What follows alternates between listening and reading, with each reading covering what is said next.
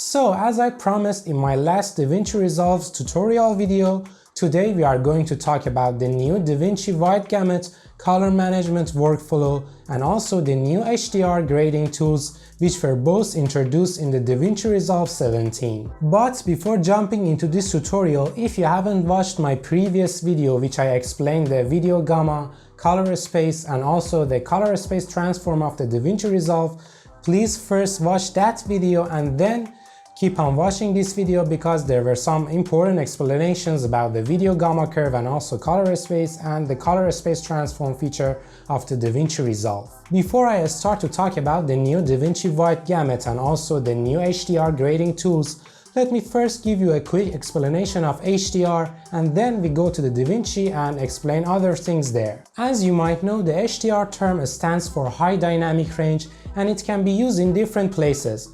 For example, we can use the HDR term for a video which was shot in an HDR format with a camera like Sony a7S III or iPhone 12 Pro which supports 10-bit HDR recording, or we can use the HDR term for TVs and monitors and smartphones which their display is high brightness and it has a minimum brightness of 1000 nits, and we call them an HDR ready device. And you might be asking that our Sony a7 III can also shoot high dynamic range scenes with a picture profile of S-Log3 for example, or HLG, as Sony has mentioned it is meant for HDR.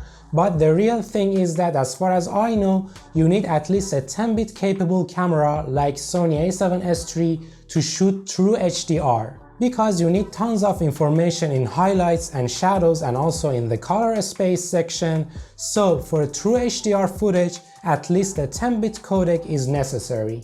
So what I want to say here is that you either shoot your videos in SDR with a 8-bit camera like Sony a7 III, or you either shoot your videos in HDR with a 10-bit camera like Sony a7S III or iPhone 12 Pro, which will give you a 10-bit HDR footage. Now you should decide whether you want to export these footages for a 10-bit HDR ready device like new smartphones, TVs and monitors which have a minimum brightness of 1000 nits, which you also need a HDR monitor in order to do the color grading, or you want to export these footages for a SDR monitor or TV or a smartphone, which most of the people have. Either way, you can use the new Davinci Resolve's Wide Gamut color management workflow and the new HDR color grading tools. But I will show you why you might not want to use the Davinci's Wide Gamut workflow with your 8-bit footage. Now let's jump into the Davinci Resolve and I will show you how these new tools work.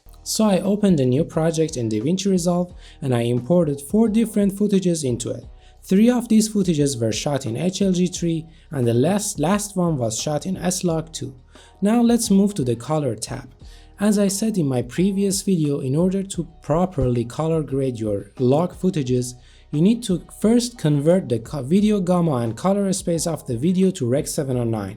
And for doing this, as I said, we add the color space transform node and the color space FX of the Davinci Resolve, and we just select these options. For example, this was shot in HLG3. I will not go through the explanations. If you want to know more, please watch the previous video. It is really important to know about the color space and gamma. I will not go through it here because today we are going to talk about the Davinci Wide Gamut. So what is it that the Davinci Wide Gamut is a game changer feature? For example, imagine that we have 100 different footages from different cameras. For example, we have Canon, Arri, Sony, and all of these footages were shot with different profiles. For example, one of them was shot in S-Log picture profile, one of them was in HLG, one of them was in Canon C-Log, one of them was shot with Arri, and all of them have different picture profiles, and you just need to go through all of them one by one and change the color space transform and change the settings for each one of them, which is really tiring and it makes you really tired. But with the new feature of the Davinci Resolve, let me show you. I reset this node. You just go to the settings and the color management tab and the color science. There is a new option, YRGB color managed workflow, and you just see a new option here, Davinci Wide Gamut. By selecting this, as I press the save, you see that our footage is really easily converted to the Rec 709, and all of the footages in my timeline have been properly converted to Rec 709, and I do not need to add the color space transform node to each one of these footages one by one, which is really awesome. You do not need to go through all of them to add the color space transform feature. But for example, for the last footage, this was shot in S-Log, and as you see, the S-Log was also converted. But sometimes the DaVinci Resolve does not recognize the color space of the video, and it stays just on this option and it does not convert it. You just need to right click here and go to the input color space.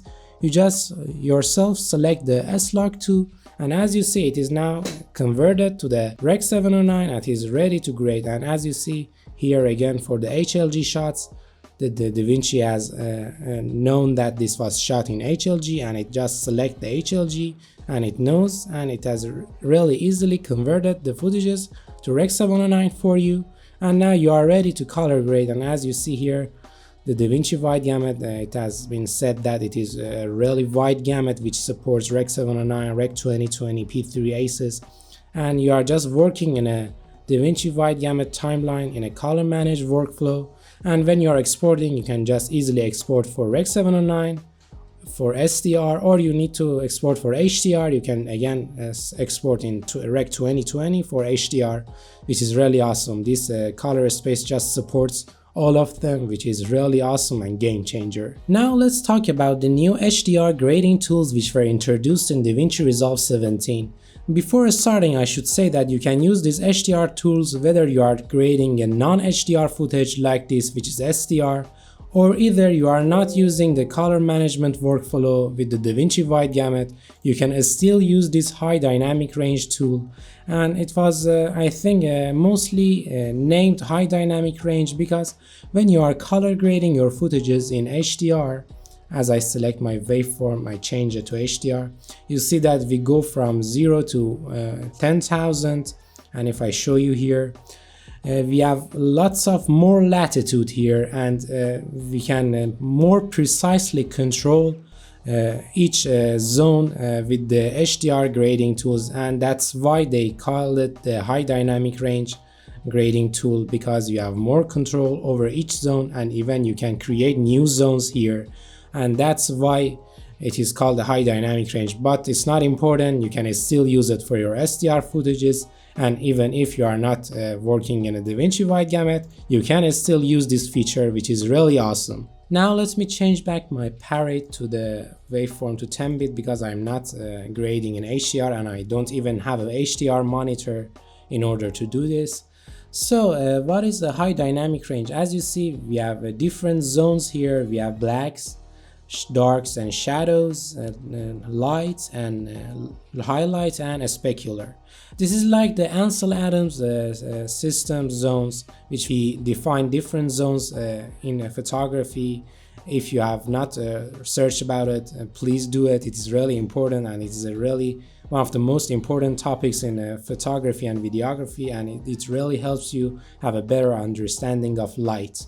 So let's start by blacks. There's an option here. First, I select this option here to show me the selected parts. There's an option here which you can define the black points of your footage for DaVinci.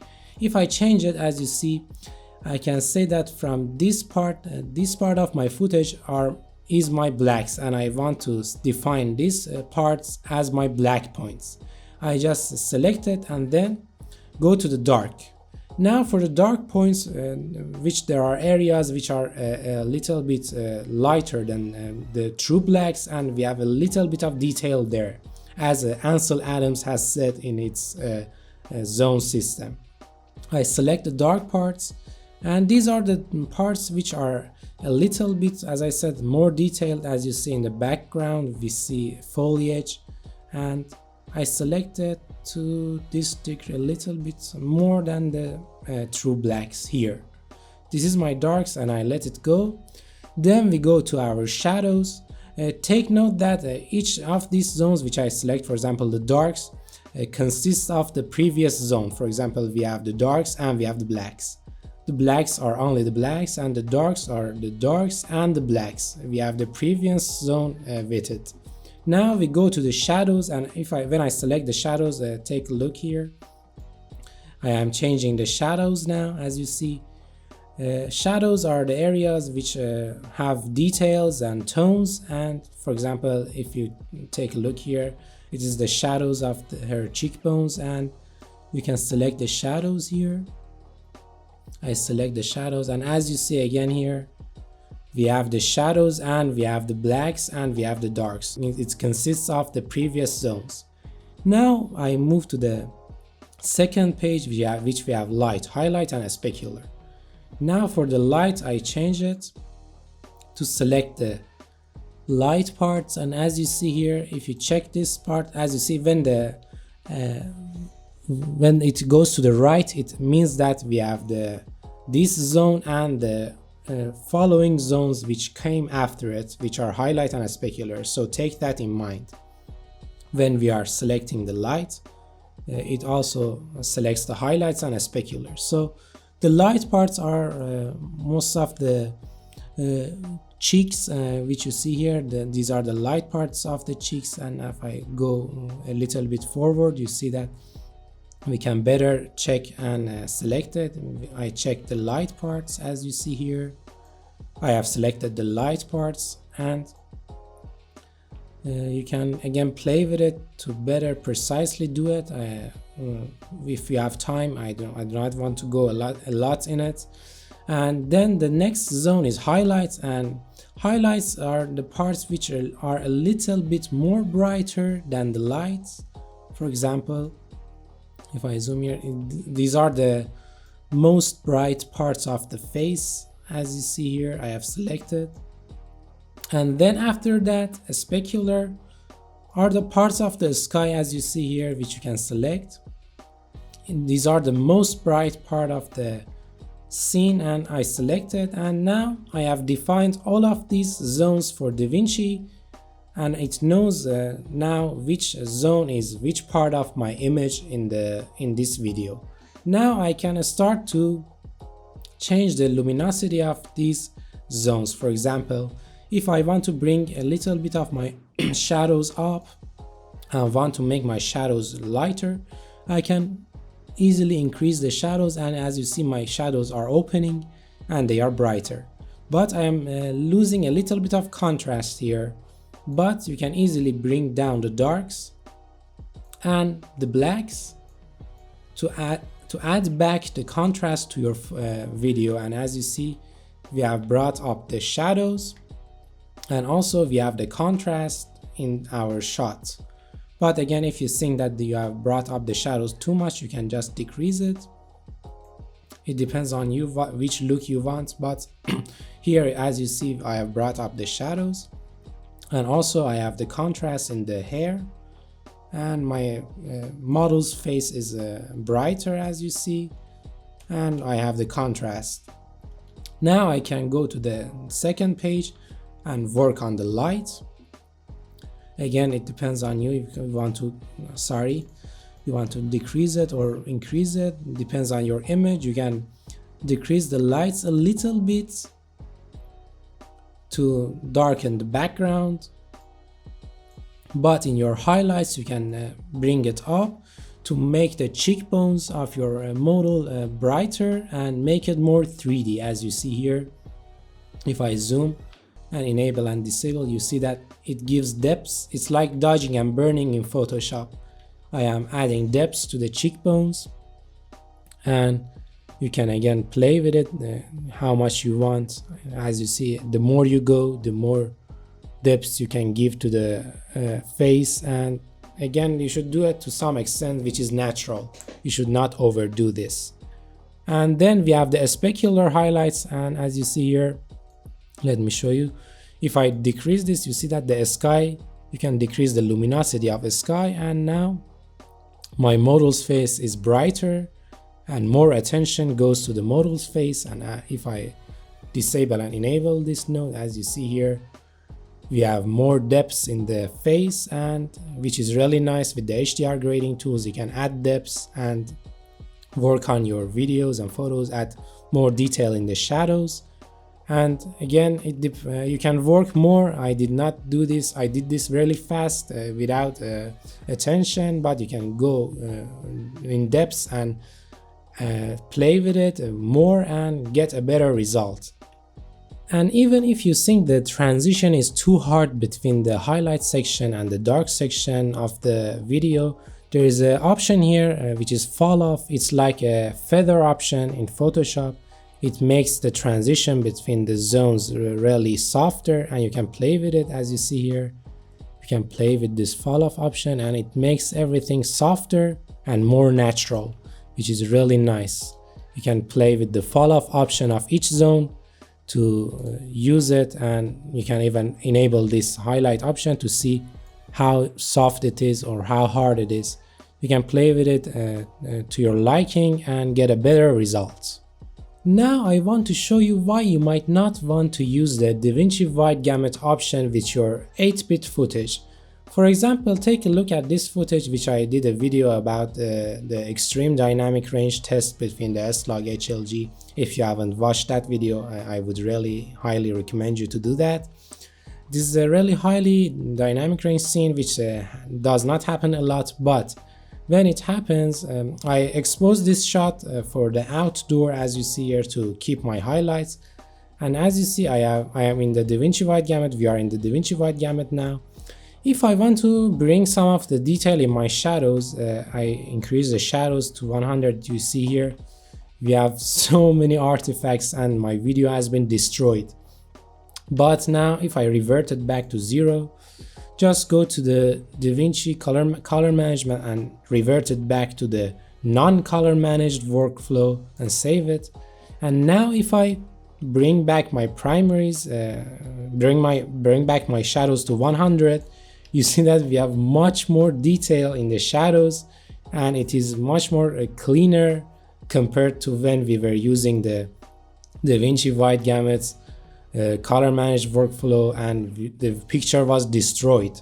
So when you are working with a footage which the shadows are important to you and the footage is really high dynamic range, if you use the Davinci Wide Gamut, it causes the details in your shadows to be destroyed because it adds back the contrast and you do not have any option to bring back the detail in the shadows.